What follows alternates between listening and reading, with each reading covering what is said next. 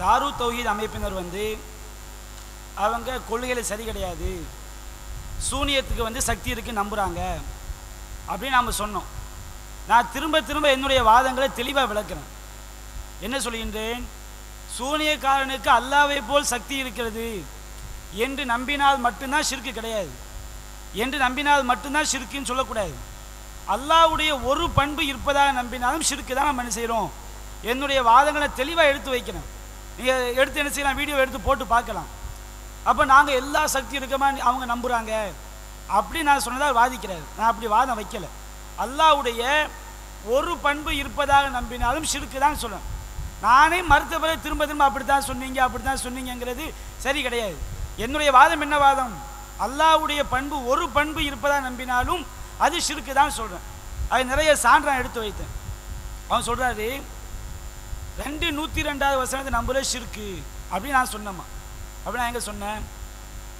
2:102 வசனத்தில் கணவன் மனைவிக்கு மத்தியில் பிரிக்கக்கூடிய கலையை கற்றுக்கொண்டான் இருக்குது. அது அல்லாஹ் மாதிரி பிரிக்க முடியும் அங்கே இருக்குதா? கணவன் மனைவிக்கு மத்தியில் பிரிக்கக்கூடிய கலையை கற்றுக்கொண்டார்கள், அது சூனியத்தால் பிரிக்க முடியும் இந்த வசனத்தில் இருக்குதா? நான் எதை ஷிர்க்குங்கிறேன்? சூனியக்காரன் எங்கோ உட்கார்ந்து கொண்டு கணவன் மனைவிக்கு மத்தியில் பிரிப்பான் அப்படிங்க நம்புறீங்களே, அந்த நம்பிக்கை ஷிர்க்குங்கிறேன்.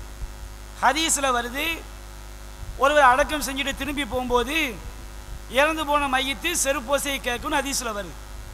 இந்த ஹதீஸை நாம் நம்புகிறோம்.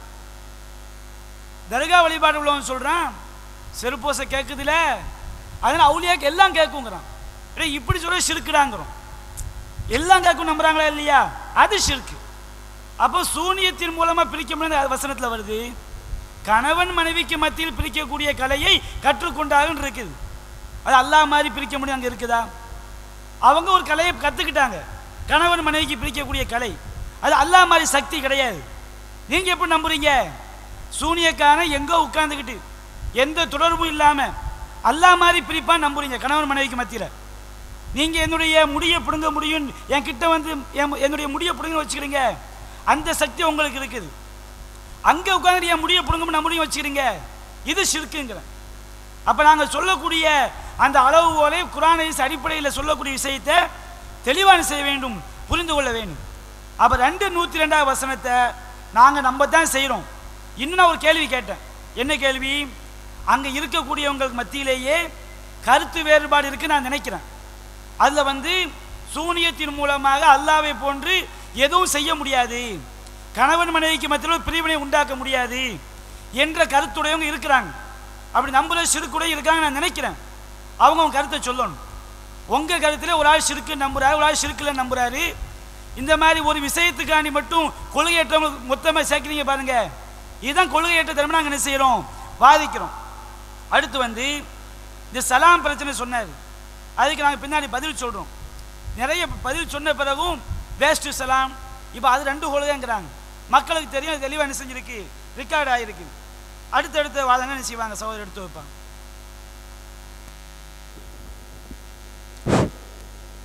அடுத்து பார்த்தீங்கன்னா சகோதரர்களே, அதாவது நித்யானந்தான்னு ஒரு உதாரணத்தை சொன்னதுக்கு அது நித்யானந்தாவை வேறு மாதிரியான விஷயத்தோடு லிங்க் பண்ணது அவங்க தான். சரியா? இதுக்கு நித்யானந்தா, அப்போ நித்யானந்தான்னொடனே அவங்களுக்கு அந்த ஞாபகம் தான் வந்துருக்கு. அப்படின்னும் பொழுது அப்படிப்பட்ட ஞாபகம் வந்ததோடு மட்டும் இல்லாமல் அது இந்த மாதிரி சொல்கிறீங்களே அப்படின்னு சொல்லி கேட்டார். அப்போ நான் என்ன கேட்டேன், உரைக்கிறதுக்காக கேட்டது. மஞ்சள் பத்திரிக்கைன்ட்டு சம்மந்தம் இல்லாமல் சொன்னீங்க. அது மஞ்சள் பத்திரிக்கைன்னொன்னையும் நீங்கள் அந்த கற்பனையிலே இருக்கீங்க, நான் சொன்னால் சரியாக வருமா அப்படின்னு விளங்குறதுக்காக தான் கேட்டோம். அவர் என்ன சொல்கிறாரு, மஞ்சள் பத்திரிக்கை வேறு ஒரு விஷயத்துக்காக விளக்குறதுக்காக சொன்னது. அதைத்தானே நான் கேட்டேன். அப்போ நீங்கள் உட்காந்து என்ன செஞ்சுக்கிட்டு எதிர் தரப்பில் உட்காந்துக்கிட்டு நான் சொல்கிறத கேட்குறீங்களா காதாத்துறீங்களா இல்லையான்னு எனக்கு இப்போ டவுட்டாக இருக்குது. என்ன விளக்கம் சொல்கிறோமோ அதே விளங்காமல் திருப்பி நாங்கள் அதை இப்படி சொன்னோம் இப்படி சொன்னோம் என்று கேட்குறாங்க. முதல்ல என்ன வாதம் வைக்கிறாங்கன்னு முதல்ல கூர்ந்து கவனிங்க. உட்காந்துக்கிட்டு வேறு ஏதாவது ஞாபகத்தில் உட்காந்துருந்தா அந்த மாதிரி தான் சொல்கிறது என்னென்னு விளங்காது. சரியா? அது ஒரு விஷயம். நான் என்ன நினைக்கிறோம்னா, இப்போ நம்ம எதை சொன்னாலும் இவங்க வேறு மாதிரி கற்பனை பண்ணிக்கிட்டே போகிறாங்களோன்னு இப்போ நமக்கு பயமாக இருக்குது. நாசர் பாய் என்ன சொன்னார், ஒரு ஜமாத்தினுடைய ஒரு தலைவராக ஒருவர் இருக்கின்றார். அவர் ரோட்டில் நின்று ஸ்பீடி குடிக்கிறாரு, சிகரெட்டு குடிக்கிறாரு, ஊர் உலகத்தில் உள்ளவன் எல்லாம் பார்க்குறான், இவர் சிகரெட்டு குடிக்கிறாரு, இவர் தம்மு பார்ட்டின்னு தெரியுது.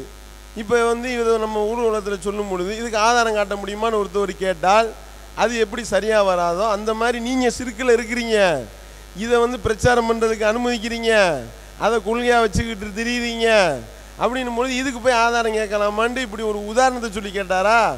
உடனே அந்த தரப்பில் பேசும் பொழுது என்னை பற்றி தான் இவர் சொல்லியிருக்கிறார், ஆமாம் நான் குடிக்க தான் செய்கிறேன், ஏன் உங்களையா நாங்கள் சொன்னோம், நீங்கள் அதே கற்பனையிலே ஏன் இருக்கிறீங்கன்னு கேட்குறேன்.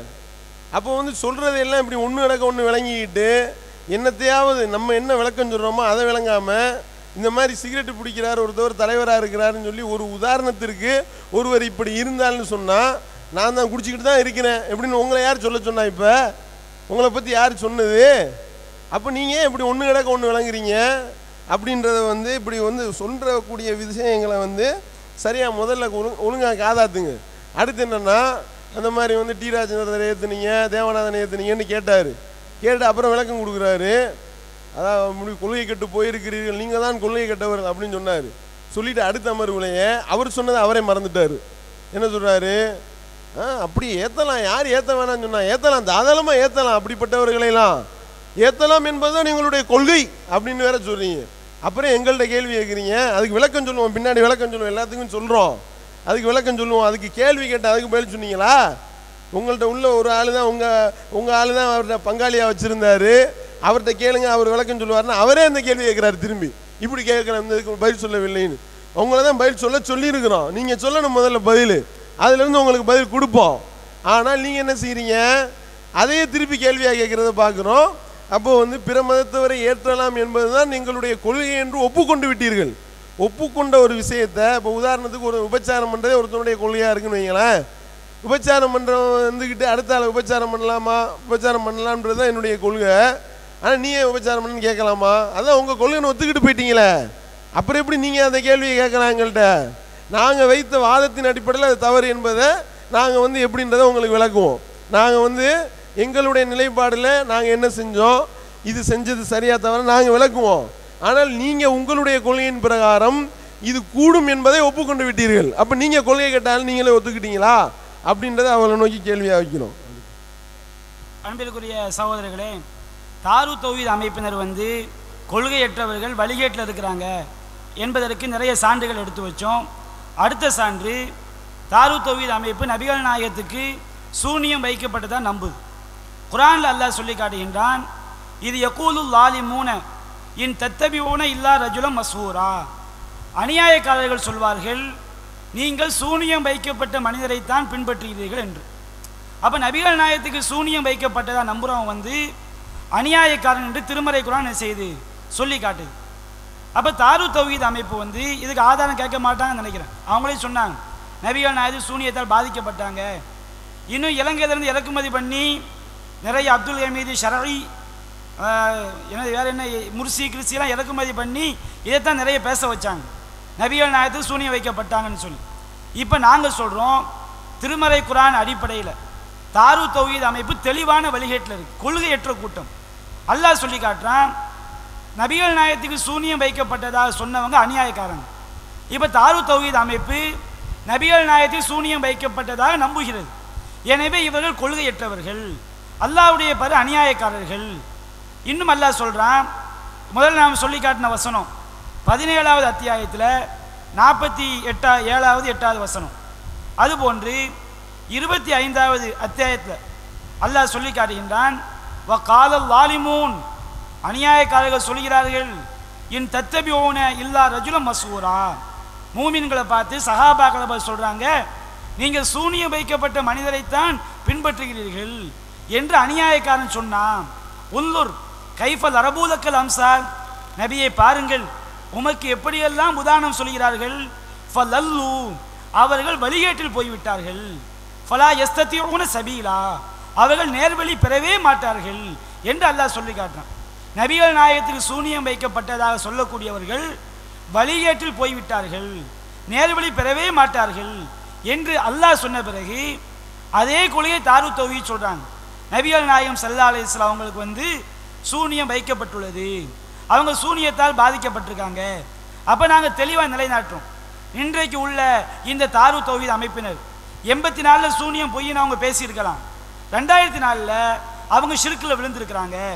தாலூத் தௌஹீத் அமைப்பு யாரெல்லாம் சூனியக்காரனுக்கு அல்லாஹ்வுடைய பண்பு இருக்குன்னு சொல்றாங்களோ, அதுபோன்று நபிகள் நாயகம் சூனியம் வைக்கப்பட்டதா யாரெல்லாம் தாலூத் தௌஹீத் அமைப்புல நம்புறாங்களோ அவங்க எல்லாருமே வழிகட்டவர்கள் தான், ஷிர்கில் விழுந்தவங்க தான், கொள்கையற்றவர்கள் தான் செய்கிறது இங்கே தெளிவாக நிரூபிக்கப்பட்டு.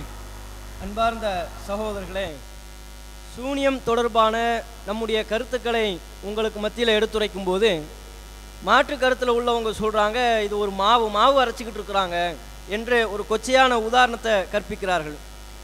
மக்களுக்கு சத்தியத்தை எடுத்து சொல்லக்கூடிய சத்தான மாவை எத்தனை முறை வேண்டுமானாலும் நாங்கள் அரைப்பதற்கு தயாராக இருக்கிறோம் என்பதை சொல்லிக்கொண்டு, இன்னும் நாம் சூனியம் என்றாலே அல்லாஹ் திருமறை குர்ஆனில் பொய் என்கிற அர்த்தத்தில் தான் சொல்லியிருக்கிறான் அப்படின்னு சொல்லியிருந்தோம். அதற்கு பல ஆதாரங்களையும் பட்டியல் போட்டோம். அதனுடைய ஆதாரங்கள் இன்னும் நிறைய இருக்கிறது. அதில் ஒன்றாக மூசா அலைஹிஸ்ஸலாம் அவங்களுக்கும் சூனியக்காரர்களுக்கும் போட்டி நடக்குது. மூசா அலைஹிஸ்ஸலாம் அவர்களும் தம்முடைய இறைவனுடைய அற்புதத்தின் பேரால் அற்புதம் செய்கிறாங்க. சூனியக்காரர்கள் கைத்தடியை போட்டு மக்களுக்கு பாம்பு மாதிரியான ஒரு தோற்றத்தை ஏற்படுத்தினார்கள். அதை பற்றி அல்லாஹ் சொல்லும்போது மூசா அலைஹிஸ்ஸலாம் அவங்க என்ன பண்ணாங்க, சூனியக்காரர்கள் என்ன செய்தார்கள், இந்த இரண்டையும் அல்லாஹ் தன்னுடைய கண்ணோட்டத்தை தெரிவிக்கிறான். சூனியக்காரர்கள் செஞ்சதை பற்றி அல்லாஹ் சொல்லும்போது சஹரு அயூனன் நாசி, மக்களுடைய கண்களுக்கு சூனியம் செய்தார்கள் என்று அல்லாஹ் குறிப்பிடுறான். அப்போ சூனியக்காரர்கள் கைத்தடியை போட்டு பாம்பாக மாற்றியது நிஜமா அப்படி பாம்பா மாற்றலை, அதுக்கு எந்த விதமான சக்தியும் கிடையாது. மக்களுடைய கண்களுக்கு தான் சூனியம் வைத்தார்கள். கண்களுக்கு சூனியம் வைத்தாங்கன்னா என்ன, கண்ணில் கொண்டு எப்படி சூனியத்தை வைக்க முடியும், கண் கட்டி வித்த கண்ணை ஏமாத்தினாங்க, கைத்தடியை தான் போட்டார்கள். அது உண்மையிலேயே கைத்தடிகள் தான், வெறும் கைத்தடிகள் மாத்திரம்தான். பரிசோதனைக்கு உட்படுத்தப்படும் போது கைத்தடிகள் என்பதுதான் நிரூபணமாகும். ஆனால் மக்களுடைய கண்களுக்கு சூனியம் வைத்தார்கள் அப்படின்னா என்ன, தந்திரத்தின் மூலமாக சில ட்ரிக்குகளை பயன்படுத்தி அதை ஒரு பாம்பு மாதிரி தோற்றத்தை ஏற்படுத்தினாங்க.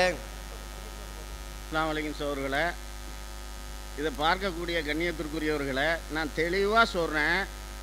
என்ன சொல்கிறேன்னா, நாங்கள்லாம் சூனியத்தை நம்புகிறோம். எப்படி நம்புகிறோமா, அதாவது ஒரு இடத்துல உட்காந்துக்கிட்டு வரான் சூனியத்துக்காரரு, 2 பேர் பற்றி ஏதாச்சும் அல்லாஹ் செய்கிறாப்புல செய்வார்னு நம்புகிறோன்னு சொல்கிறாங்க. அப்படி நாங்கள் இங்கே இருக்கிறவர்களோ இல்லை நீங்கள்லாம் இறக்குமதிங்கிறீங்கள, அந்த இறக்குமதி செய்யப்பட்டவர்கள் ஏதாச்சும் அப்படி பேசி அப்படி நம்பினார்கள்னு உங்கள்கிட்ட ஆதாரம் இருந்தால் தாங்களேன்னு தான் கேட்குறோம். இதுவரையும் தரல, கேட்டால் நாங்கள் பதில் சொல்லிட்டோங்கிறீங்க. 1. 2வது நம்ம என்ன கேட்டோம், ஒரு கொள்கையில் அதாவது மார்க்கத்தில் 2 நிலைகள் இருந்தால் மேடையில் ஏற்றுவது கொள்கையற்ற தன்மை தான் அப்படின்னு நீங்கள் சொல்றிய. அதுக்கு குர்ஆன் ஹதீஸை தான் நாங்கள் கொள்கையாக வச்சுருக்கோன்னு சொல்கிறோம். உங்கள்கிட்ட கேட்குறோம் தலீல தாங்க, அதையும் தந்துட்டேன்னு சொல்றிய, தருவேன்னு சொல்றிய, என்ன சொல்றியன்னு தெரியலை. அடுத்து என்ன, சலாம் சம்பந்தமாக சொன்னோம். நாங்கள் தான் சந்திக்க போகும்போதே சலாம் சொல்லிட்டோமே, அப்போ ஏப்பா முந்தின கடிதத்தில் சலாம் எழுத்தா தந்திய அப்படின்னு கேட்டால் என்ன சொல்கிறாங்க, பதிலே வல்ல. முரண்பாடுகள் எங்கே இருக்குது, நாங்கள் தாருத் தௌஹீத் கொள்கையற்றவர்கள் தான் வழியற்றவர்கள் தான் மூச்சிக்கு மூஞ்சி சொல்கிற நீங்கள் இதுக்கு பேர் என்ன அப்படின்னு நாங்கள் கேட்டுக்கிறோம். என்ன, நாயம் ஸல்லல்லாஹு அலைஹி வஸல்லத்துடைய வழிமுறை என்னென்னா, ஹெர்குலஸ் மன்னனுக்கு நஜ்ஜாசி மன்னனுக்கு சலாம் எழுதுனது சுன்னத்து. அந்த சுன்னத்தை நீங்கள் ஏற்றுக்கிறீங்களா இல்லையா, மறுக்கிறீங்களா இல்லையா, இதெல்லாம் நாம் கேட்குற கேள்வி. அடுத்து என்ன கேட்டோம், மாற்று கொள்கையுடைய அதாவது நம்ம மார்க்கத்தில் இல்லாதவர்களை சும்மா மேடையில் ஏற்றுறீங்களே, என்ன மாநாட்டில் ஏற்றுறீங்களே அப்படின்னா நீங்கள் தானே இல்லையா, நாங்கள் அதில் தானே இருக்கிறோம். இப்போ மாறினது யாருன்ட்டு தான் கேட்குறோம். இது உங்கள் கொள்கையில் நிலைத்தன்மையா அப்படின்னு கேட்டோம். நான் 3வது கேள்வி, அதுக்கும் பதில் இல்லை. என்ன, அடுத்து என்ன செஞ்சோம், டெலிஃபோன் உரையாடல் நடக்காதது நடந்ததாக என்ன அதிரை TNTJ.comல 17ஆம் தேதி பதியப்பட்ட விஷயம் இருக்குதா, அதை ப்ரூவ் பண்ணுங்கய்யா, இல்லாட்டி பொய்யாண்டு ஒத்துக்கங்கய்யா அப்படின்னு கேட்குறோம். அதுக்கும் பதில் இல்லை. கேட்டால் பதில் சொல்லிட்டேன் பலிதன்னு ஜூனியர் ரெக்கார்டே ஓடுது, என்னன்னு தெரியலை. இதுக்கெல்லாம் பதிலை நாங்கள் எதிர்பார்க்குறோம். இதுவரையும் 5 இது கேட்டிருக்கிறோம், 5க்கும் பதில் இல்லை. அஸ்ஸலாமு அலைக்கும். அதுக்கு இந்த உதாரணம் சொல்லும்போது, ஹலோ, அதுக்கு உதாரணங்கிற பேரில் உலகத்துக்கே தெரிஞ்ச ஒரு காரணத்துக்கு வந்து உதாரணம் தேவையில்லை அப்படின்னு, உலகத்துக்கே தெரிஞ்ச ஒரு விஷயத்துக்கு ஆதாரம் தேவையில்லை அப்படின்னு சொல்லிட்டு இந்த சீக்ரெட் விஷயத்தை 2 தடவை திருப்பி பேசிட்டாங்க. நான் பொதுவாக சொன்ன ஒரு காரியத்தை நீ என்ன தான் சொன்னான்ட்டு நீங்கள் அவங்க எடுத்துக்கிறீங்க அப்படின்னு ஜெமீல் காக்கா சொன்னாங்களா, நீங்கள் என்ன சொன்னதாகன்னு சொல்லிட்டு. ஜெமீல் காக்கா சொன்னது என்னன்னாக்கா, நீ அந்த மாதிரி தெளிவான எல்லாருக்கும் தெரிஞ்ச ஒரு விஷயம் தானே, நீ தெரிஞ்ச விஷயம்னு சொல்லாமல் நீ இந்த இடத்துல இங்கே சிகரெட்டு குடிச்சா அப்படின்னு நிரூபிச்சிரு. அப்படி தான் அவங்க கேட்டாங்களே தவிர அதை வந்து இந்த அளவுக்கு தெளிவாக கேட்காம எல்லாருக்கும் தெரிஞ்ச விஷயம் தானப்பா அதை நீ நிரூபிச்சிடப்பா அப்படி தான் கேட்டாங்களே தவிர அது என்ன தான் சொல்லப்பட்டதுன்னு ஜிமில் காக்கா இப்போ சொன்னாங்க. இந்த ஆதாரத்தை திருப்பி போட்டு காட்டாவது, இந்த வீடியோ கிளிப்பிங் திருப்பி போட்டு காட்டியாவது அதை நீங்கள் ப்ரூவ் பண்ணுங்க. தேவையில்லாமல் பொய்யை திருப்பி திருப்பி சொல்லிட்டு இருக்கிறாங்க.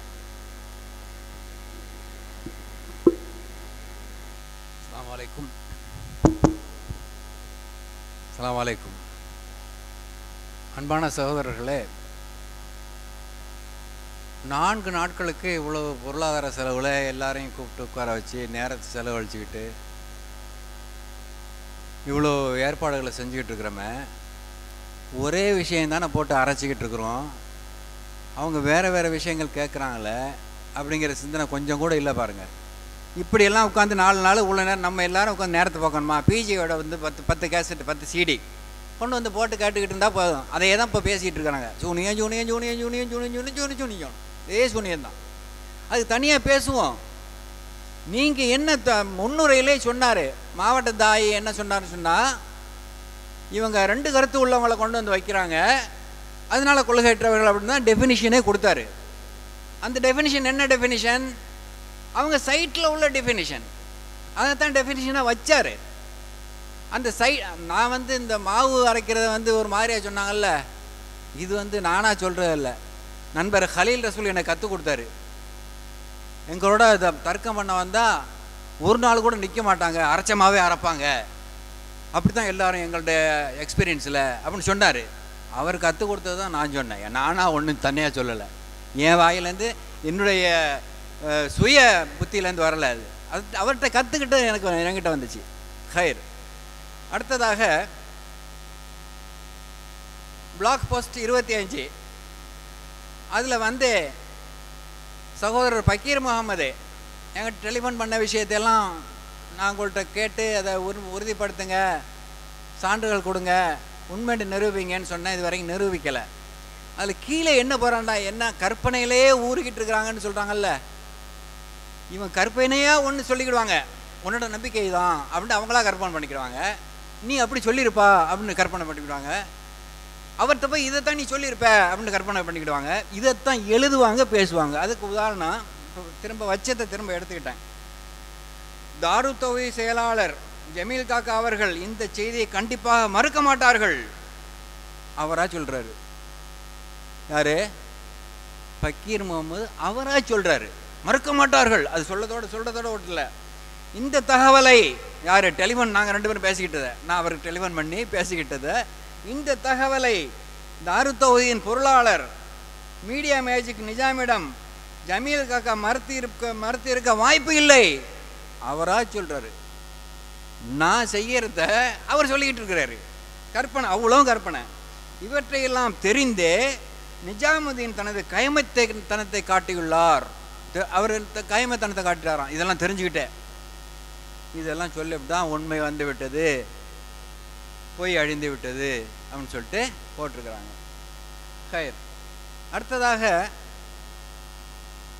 பிளாக் போஸ்ட் 48 தேதி 19/8/2014 இதில் டிஎன்டிஜியினுடைய மாநில துணைத் தலைவர் நம்ம ஊரில் வந்து பேசினார்.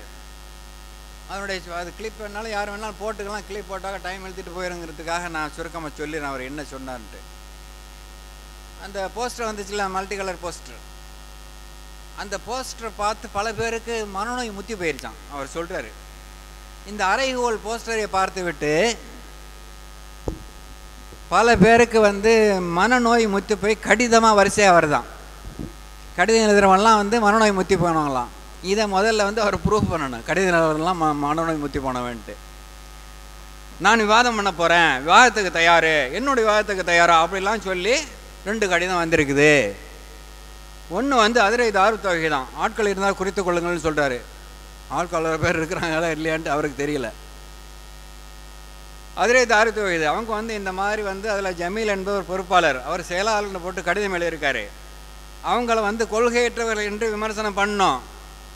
காரணம் என்னென்னா, சர்க்கஸ் கம்பெனி மாதிரி இருக்கிற ஆளுங்களை ஃபுல்லாக கொண்டு வந்து இறக்கி விட்டு யார் யாரெல்லாம் என்னென்ன கொள்கையில் இருக்கிறாங்கலாம் பார்க்குற கிடையாது. கண்ட ஆளுகளை கொண்டு வந்து ஏற்றி விட்டு என்ன தேவை நீ பயன் பண்ணிட்டு போ, என்ன அவங்கள திட்டணும், யாரை? டிஎன்டிஜே திட்டணும். அதான் விஷயம், அதான் அடிப்படைன்னு சொல்கிறார். இதை நிரூபிக்கணும். அவர் யாரையாவது கூட்டிகிட்டு வந்து திட்டுங்கப்பா, டிஎன்டிஜே திட்டு அப்படின்னு நாங்கள் யாராவது அதிரைதாரத்தை சொல்லி திட்டி, அல்லது அவங்களா திட்டி எங்கள் மேடையில் அவங்களா திட்டி நிரூபிக்கணும். நான் கேட்குறேன், எங்களுக்கெல்லாம் திட்ட தெரியாதா? இப்போ எங்களுக்கெல்லாம் திட்ட தெரியாமல் வெளியூர்லேருந்து வேற எவனையாவது கூட்டிகிட்டு வந்து டிஎன்டிஜே திட்டு அப்படின்னு சொல்லணுமா? திட்டத்துக்கெல்லாம் எங்களுக்கு யாரும் சொல்லித்தர வேண்டியதில்லை. திட்டத்துக்கு தெசாரிசே போடுவோம் நாங்கள். அதையெல்லாம் விட்டு நல்ல பிள்ளைகளாக உட்காந்துருக்குறோம் வேணான்ட்டு. திட்டத்துக்கெல்லாம் எங்களுக்கு ஒருத்தரும் சொல்லித்தர தேவையில்லை. வாங்குதா? இது ரெண்டுக்கும் எப்படி சான்றுகள் தரணும்னாக்கா, அவரு ஒன்று திட்டினாங்கல்ல அந்த ஆளுங்க சொல்லணும், இந்த ஏடிடிக்காரனுங்க தான் உன்னை திட்ட சொன்னானுவ, அதனால தான் திட்டிவிட்டேன் உன்னை அப்படின்னு சொல்லணும். அப்படி இல்லையா? ரெண்டாவது வழி என்ன? திட்ட சொன்ன நாங்கள் சொல்லணும். திட்ட சொன்ன நாங்கள் தான் அவங்கள திட்ட சொன்னோம், அதனால் திட்டினாங்க அப்படின்னு சொல்லணும். இந்த ரெண்டு வழியை தவிர மூணாவது வழி ஒன்றும் கிடையாது. இந்த ரெண்டு இதை ஒன்று ப்ரூவ் பண்ணணும், கீழே உள்ளதை மேலே உள்ளதையும் ப்ரூவ் பண்ணணும். நாங்கள் எல்லாருக்கும் ஏடிடியில் உள்ளவனை எல்லாருக்கும் கூட்டிகிட்டு போய் மெடிக்கல் சர்டிஃபிகேட் எடுத்துகிட்டு வந்து மென்டல்லாம் ஒன்றும் கிடையாது, இவனுங்க மனநோய் முத்தி போயிடுச்சுன்னு சொல்கிறாரு. கிறுக்குன்னு சொல்லுவார்ல நண்பர் பிஜே, அது வேறு மாதிரி இவர் வேறு பாஷையில் சொல்கிறாரு. அந்த நாங்கள் எல்லாருமே போய் ஒரு மெடிக்கல் சர்டிஃபிகேட் எடுத்துகிட்டு வந்து கொடுத்துட்றோம், இவனுங்களுக்கு ஒருத்தனுக்கும் மனநோயெல்லாம் கிடையாதுன்னு. அப்போ என்ன செய்வீங்க? இந்த வார்த்தைன்னு சொன்னாக்கா சும்மா அப்படியே விட்டு அடிச்சுக்கிட்டே போகிறதா? உங்களுடைய கற்பனைகள் என்ன வருதோ அதே எழுதிட்டு போகிறதா? ஒரு முஸ்லீமுக்கும் உண்டான வார்த்தை பரிமாற்றமா இதெல்லாம்? இதைத்தான் நாங்கள் கேட்டோம். ஒரு முஸ்லீமுக்கும் உண்டான சொல்லாடல்களா இதையெல்லாம்? இதை நாங்கள் கேட்டோம். முதல்ல என்ன கேட்டோம்? மஞ்சள் பத்திரிக்கைன்னு சொன்னதுக்கு அதை யாராவது படித்து பார்த்தீங்கன்னு சொன்னால், முதல்ல அவங்க டிஎன்டிஜியில் உள்ளவங்கள படித்து பார்க்கல, அதை நிரூபிப்பேன்.